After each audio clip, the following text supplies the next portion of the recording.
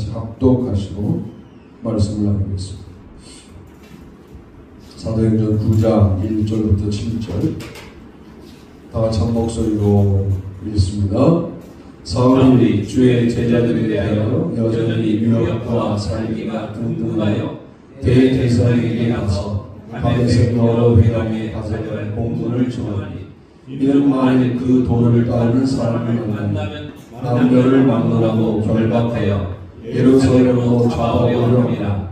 사울이 길을 가다가 다메섹에 가까이 이르더니 오랜 하늘로부터 빛이 그를 불러 비추는지라. 땅에 엎드러져 들매 소리가 있어 이르되 사울아 사울아 내가 어찌하여 나를 박해하느냐 하시거늘 대답하되 주여 누구시니까? 이르시되 나는 내가 박해하는 예수라.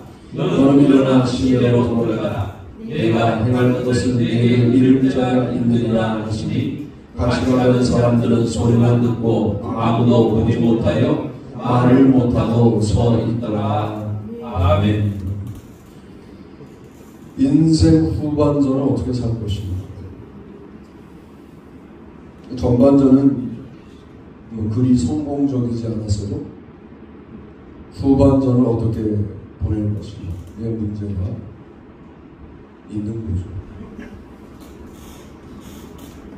후반전을 잘 살아야 돼요.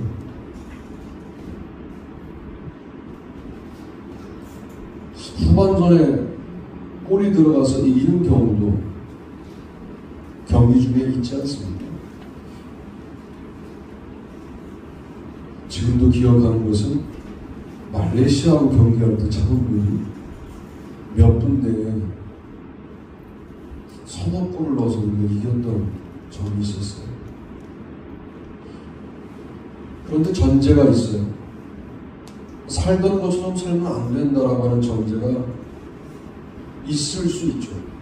나는 잘 살았다. 그러면 그대로 사시면 되는데 살던 것처럼 살면 안 되겠다.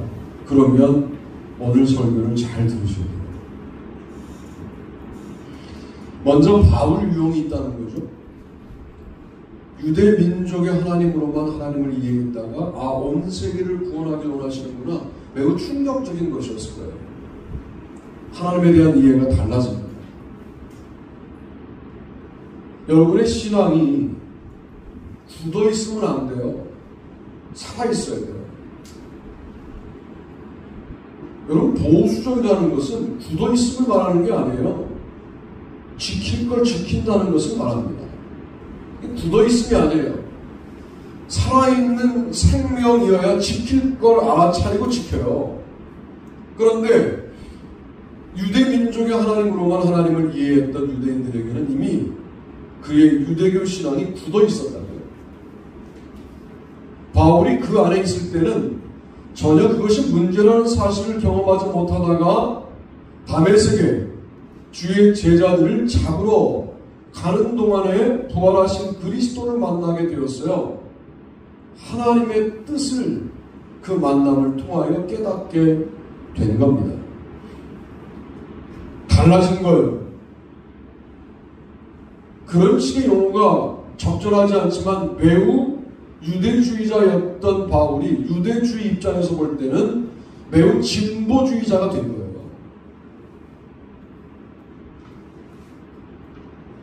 그래서 바울이 이단자처럼 취급을 받고 유대인들에게는 변절자 취급을 받게 되는 것 아닙니까?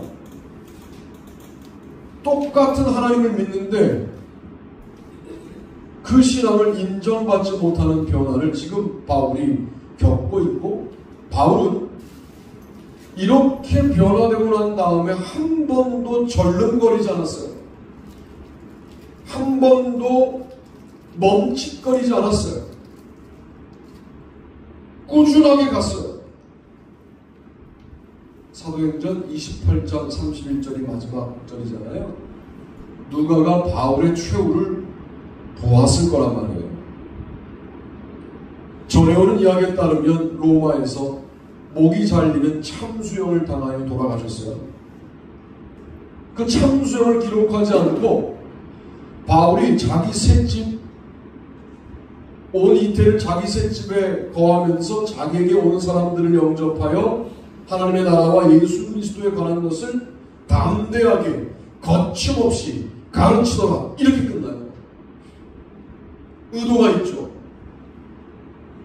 뭘 봤기 때문에 여운을 남기는 마지막 절을 그렇게 누가 썼을까요? 자신의 죽음 앞에도 거침없이 담대했던 모습을 그냥 기록하고 싶은데 로마가 필요한 거예요. 로마가 범한 죄를 그대로 적어놓으면 사실은 로마의 협력이 어려워질 수 있다라고 하는 매우 정무적인 판단을 누가가 해요. 이걸 그래서 로마를 신경 썼다, 친로마적 경향이 있다라고 누가를 평가합니다만 영적으로 말하면 이런 거예요. 이렇게만 적어놓아도 바울이 죽음 앞에도 거침없고 담대했다는 사실을 전할 수 있다고 판정한 거예요. 멋있는 선택이었습니다. 그는 인생을 A로 출발하여 주님을 만나 A 다시의 삶을 살았는데 꾸준하게 자신의 삶을 살았던 거죠. 정확하게는 A로 출발한 게 아니라 B로 출발하여 A로 바뀐 거죠.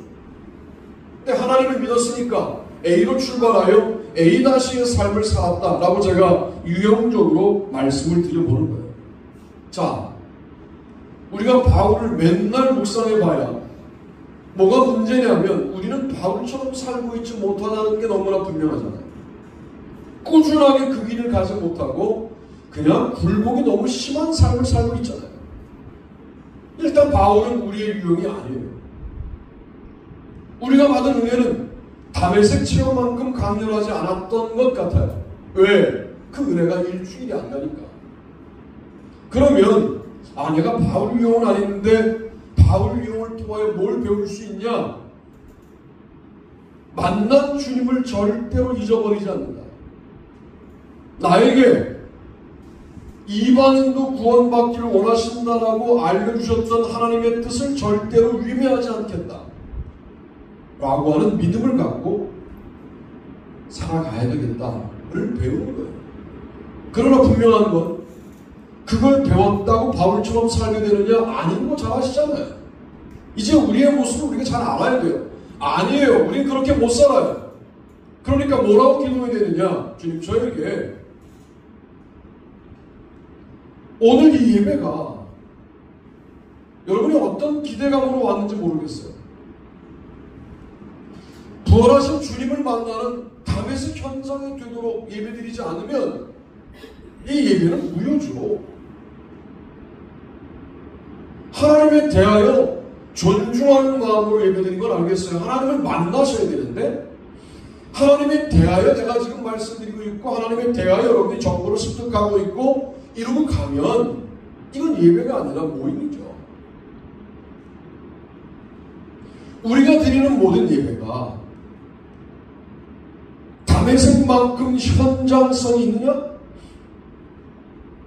우리가 주님을 바라볼 때 주님의 뜻이 명확하게 깨달아지는 그런 바라봄이냐? 주님께 예배할 때 우리는 매 순간마다 나의 지난 과거가 재해석되는 그런 예배를 드리느냐? 이런 질문을 바울이 우리에게 지금 던지고 있는 것이다 라고 오늘 말씀을 드릴 수밖에 없는 거죠. 흔히 바울에 대하여 이렇게 오해합니다. 깡패로 살다가 갑자기 주님을 만나 그리스도인 되었다. 이렇게 설명을 해요. 잘 설명한 게 아니에요. 바울은 그런 사람 아니에요. 또 이렇게 말해요. 유대인으로 살다가 갑자기 주님을 만나 기독교인 되었다. 사울이 바울이 되었다. 그러나 사도행전 10장을 넘어가면서 다시 또 사울이라는 용어를 씁니다. 바울이. 그렇게 막 설교하면 안 돼요.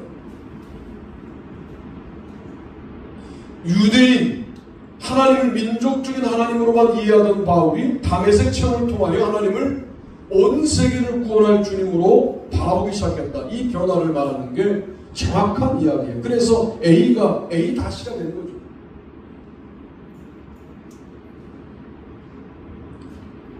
두 번째는 우리 유형과 본문을 같이 읽어봅니다. 읽습니다. 시작. 솔로몬이여 지혜의 왕에서 우상 숭배의 왕으로 이에 왕이 제사하러 기본으로 가니 거기는 상당히 큽니다. 솔로몬이 그 제단에 1000 번제를 드렸더니 기본에서 밤에 여호와께서 솔로몬의 꿈에 나타나시니라. 하나님이 이르시되 내가 내게 무엇을 줄고 너는 구하라. 아멘. 열왕기상 3장 4절로 5절. 그랬더니 3장 9절에 듣는 마음을 종에게 주사 이렇게 말하고요. 9장 11절로 14절에 보니까 분별하는 지혜를 구하였으니 내게 지혜롭고 총명한 마음을 주노니 라고 말합니다. 우리는 지혜를 구했다. 정확하게는 듣는 마음. 지혜는 뭐냐? 잘 듣는 마음. 뭘? 주님의 말씀. 또 형제의 이야기를 잘 듣는 거예요. 건성으로 듣지 않을 거예요. 샤마 듣는 마음. 듣는 마음을 달라고 여러분 기도하셔야 됩니다. 그래서 지혜를 얻었어요. 분별하는 지혜를 얻었어요. 그래서 주님께서 지혜롭고 총명한 마음도 주셨어요. 그렇게 쭉 갔으면 얼마나 좋았을까요? 그 솔로몬이 어떤 짓을 했느냐? 우리 열왕기상 11장 1절로 3절 말씀을 한번 같이 읽어봅니다. 그의 후반부를 말하는 거예요. 읽습니다. 솔로몬 왕이 바로 딸 외에 이방의 많은 여인을 사랑하였으니 곧 모압과 암몬과 에돔과 시돈과 헷 여인이라. 여호와께서 일찍이 이 여러 백성에 대하여 이스라엘 자손에게 말씀하시기를 너희는 그들과 서로 통혼하지 말며 그들도 너희와 서로 통혼하게 하지 말라. 그들이 반드시 너희의 마음을 돌려 그들의 신들을 따르게 한다 하셨으나 솔로몬이 그들을 사랑하였더라. 왕은 후궁이 700명이요 첩이 300명이라. 그의 여인들이 왕의 마음을 돌아서게 하였더라. 아멘. 1000명이었어. 1000명. 어떤 구약학자 그러더라고요. 이름을 외웠겠냐. 1000명인데 못 외웠다. 번호로 불렀을 거다. 몇 번 부인. 사실은 이제 부인이 생기면 방을 줘야 되잖아요. 각자 방을. 각자 방을 주기도 어려웠을 거다. 아마 1000명이 기숙사 생활을 했을 거다. 이게 저의 추정이 아니라 구약학자의 추정입니다. 이게 뭡니까? 그런데 우리는 어느 유형에 가깝냐? 솔로몬 유형에 가깝습니다. 여러분 각자를 생각해 볼 때 학생 때 더 믿음이 좋았죠? 청년 때 더 순수하셨죠? 지금은요? 그거 보세요. 후반전 지금 혹시 믿음이 망가지고 있지 않습니까? 솔로몬이 가까워요. 자, 사울은 솔로몬 유형이죠. 겸손하게 출발했다가 아말렉과의 전투에서 전리품 숨기고 변명하고 사무엘이 늦게 오자 본인이 제사 진행하고. 사울도 솔로몬 유형인 거예요. 이 유형들이 많아요. 이대로 살다가 그냥 부끄럽게 구원받을 거냐 아니면 한번 변곡점을 마련할 거냐에 대하여 여러분들이 뭔가 간절하게 있어야 되는데 흘러가는 거죠. 흘러가는 거예요. 솔직히 말하면 흘러가고 있잖아요. 이렇게 설교하지 않으면 우리의 삶에 우리의 신앙생활에 문제가 있다는 생각을 하지도 않고 살아가요. 그냥 1000명의 후궁과 첩이 있었다는 말 때문에 우리가 혀를 끌끌 차지만 우리가 우리를 바라볼 때도 야 이거 이대로는 안 된다라고 하는 생각을 가지면서도 끌려가게 만드는 게 뭐냐 그 말이에요. 세상에 충성하는 거죠. 인생에 충성하는 거예요. 여러분 솔로몬 얼마나 멋있었습니까? 저는 스바 여왕을 만나고 난 다음부터 문제가 생겼다고 생각해요. 자기 지식을 자랑하는 거예요. 하나님이 공급하시니까 대답을 다 할 수 있는 건데 자기의 지식을 자랑합니다. 스바엘이 놀라서 갔어요. 내가 질문하면 뭐 1초도 주춤거리지 않고 대답하는 솔로몬이 너무 대단하다. 내가 들었던 지혜보다 훨씬 지혜롭다. 라고 평가를 받고 우쭐거려요. 그리고 강대국이 생기면 그 공주들과 결혼을 하여 사위의 국가로 만들어 강대국이 나를 침범하지 못하도록 인간적인 방법과 힘을 의지했어요. 이게 빤한 계산이잖아요. 빤한 계산. 솔로몬의 빤한 계산이 들어간 움직임이었잖아요. 제가 물을게요. 그렇게 결혼 정책을 쓸 때 하나님은 어디 계셨습니까? 그의 인생의 하나님은 누굽니까? 뭡니까? 아무것도 아니죠. 나의 전략보다 아래에 있는 존재가 돼버리잖아요. 내가 나의 삶을 주도하는 거 아니에요. 그게 오늘 우리의 모습과 뭐가 다르냐? 우리도 우리 계산에 할 수 있는 일들만 할 수 있다고 판단한다면 솔로몬 유언인 거죠. 하나님이 견인하실 때는 끌려갈 줄도 알아야 돼요. 우리가 무슨 수로 하나님의 뜻을 깨달아 능동적으로 하나님의 뜻을 받들어 걸어가고, 여러분 이건 무슨 아예 그냥 애저녁에 그런 꿈도 꾸지 마세요. 우리 그럴 만한 존재가 아니에요. 그런데 하나님이 나를 끌고 가시네요. 끌려는 가신 거죠. 그걸 또 완강한 힘으로 버텨요. 안 끌려가겠다고 버텨요. 그리고 후궁과 첩을 들이는 선택을 우리의 영적인 삶에서 한다면 솔로몬 때문에 남유다 북이스라엘이 나뉘어지지 않습니까? 3대가 아니라요. 아버지가 이루었던 통일왕국이 아들 때에서 손자 때에서 무너지는 거예요.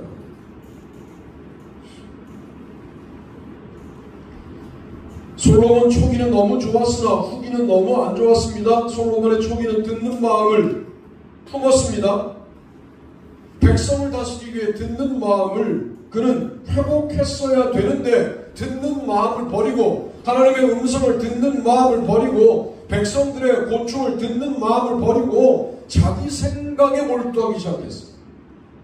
우리 이제 분별하는 지혜, 그 지혜롭고 총명한 마음을 달라고 기도해야 합니다.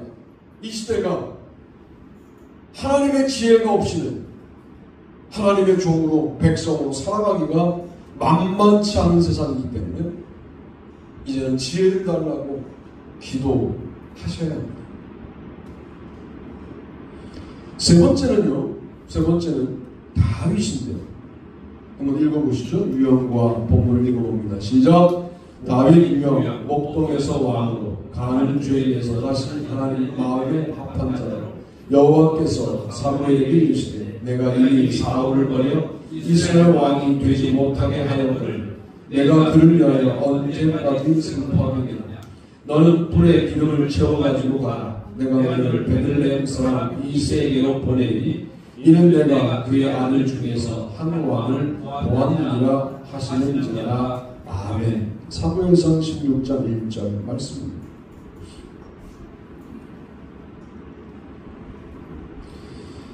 형들 다 지나가는데 아니라 그러시고 아들로 취급받지도 못하는 막내가 목동으로 있는데 데려오라고 하시고 보시고 형들 앞에서 그 막내에게 기름을 붓잖아요.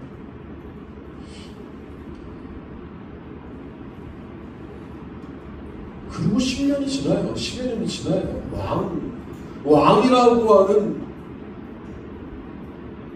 허풍선 일을 나에게 말해놓고 바로 세우지 않고 계속해서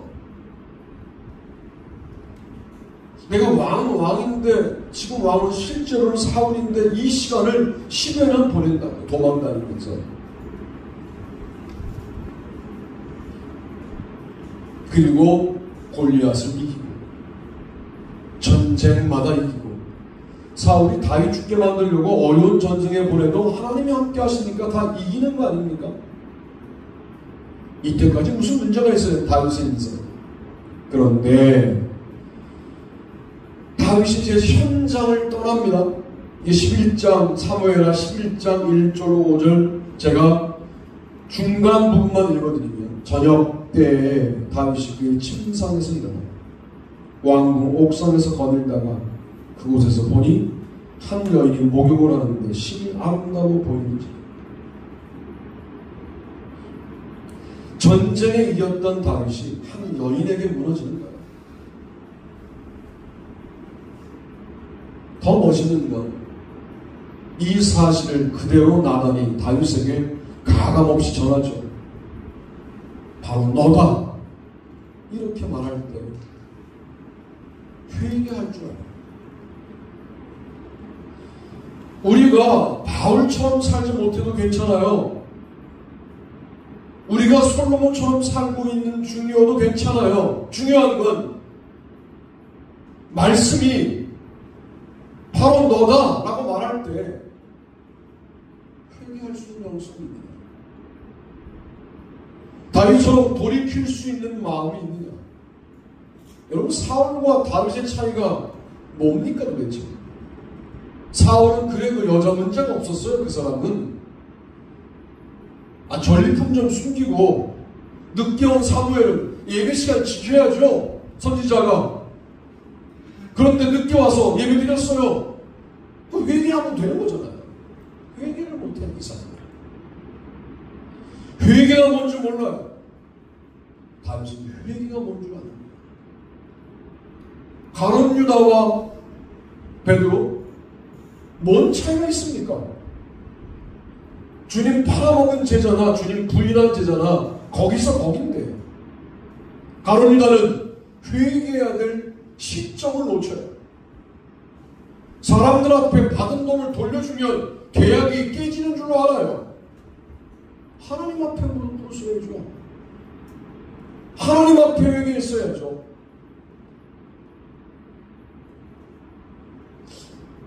이 설교를 하는 동안에도 내가 뭘 회개해야 되지? 정말 가능성이 없는 얘기죠.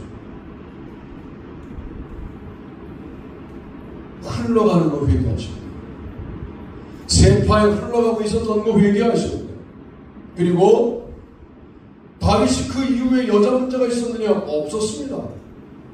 그 문제로 넘어지지 않습니다.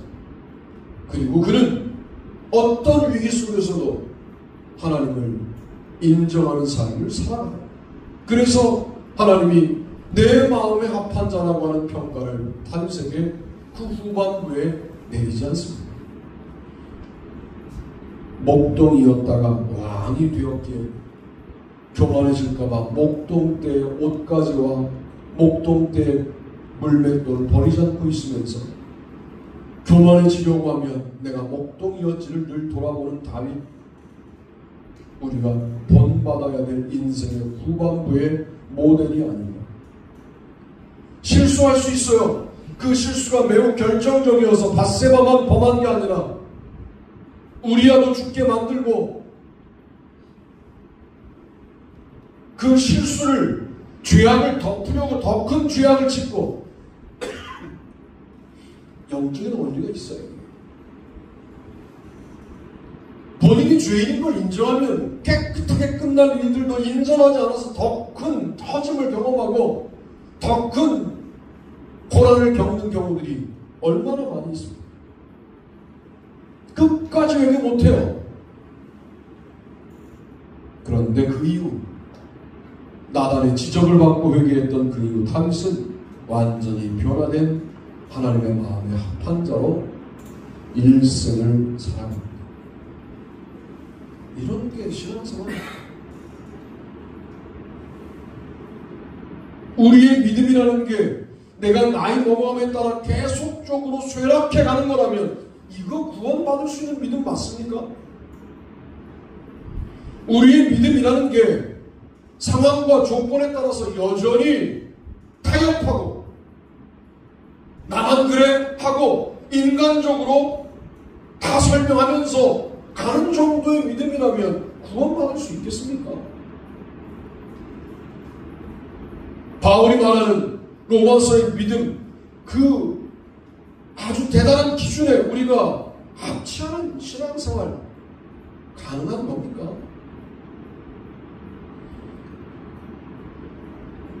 예전에 알았던 주님, 그건 주님 아니라고 할 수는 없지만 마치 그때 만났던 주님은 그때 일이고 나는 다시 주님을 만나야 한다라고 하는 절박한 마음으로 우리가 주님 앞에 나아올 수 없다면 후반전, 얼마 남지 않은 후반전 올인하기는 어렵지 않겠네요. 다윗처럼 살면 좋겠다. 그러나 우리는 밧세바를 범하는 정도의 잘못을 범하진 않지만 소소한 잘못을 범해요.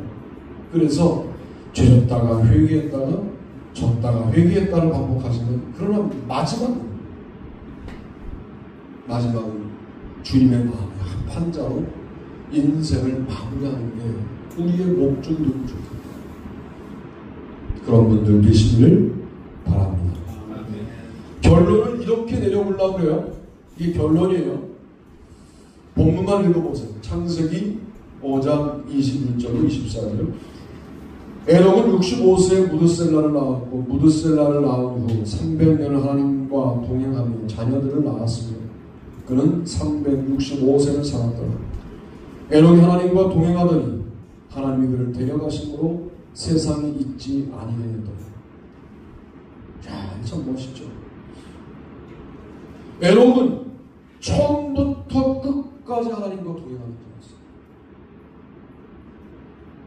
다니엘은 처음부터 끝까지 하나님과 동행하는 자였어요. 여러 유형들이 있다는 거예요. A였다가 B로 끝나는 솔로몬 같은, 사울 같은 유형도 있고,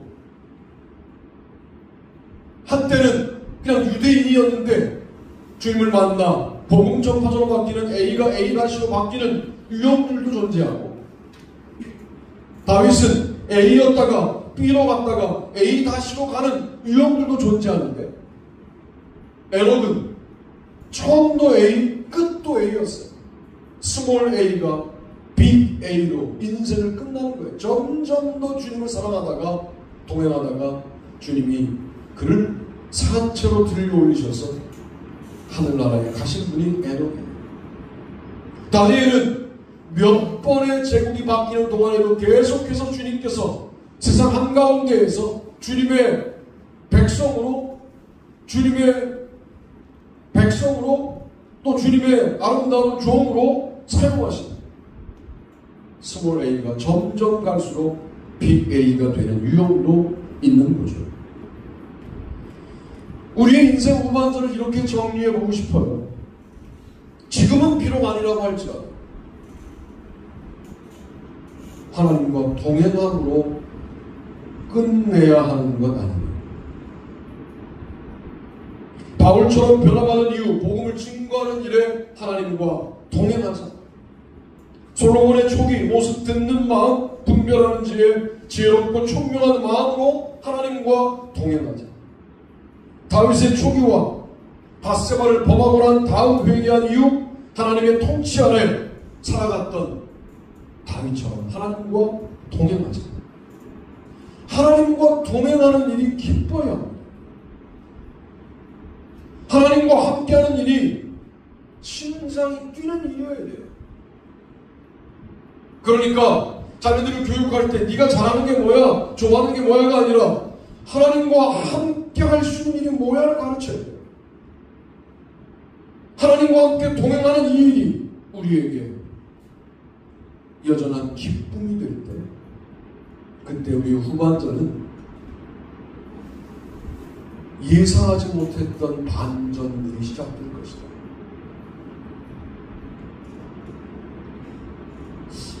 뭐가 노인이에요? 더 이상 반전을 기대하지 않으면 노인이에요.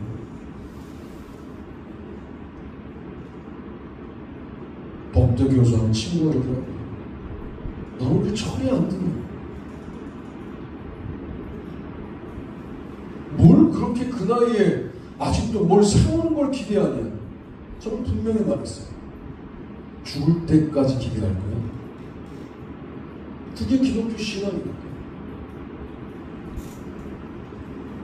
여러분, 내일 생명이 넘어가더라도 오늘까지 하나님의 반전을 기대하며 하나님과 동행하는 이 여정을 함께 하시게 되기를 바랍니다. 그런 은혜가 우리 교회에 넘치게 되기를 주님의 이름으로 축복합니다. 다 잘 생각하십시오.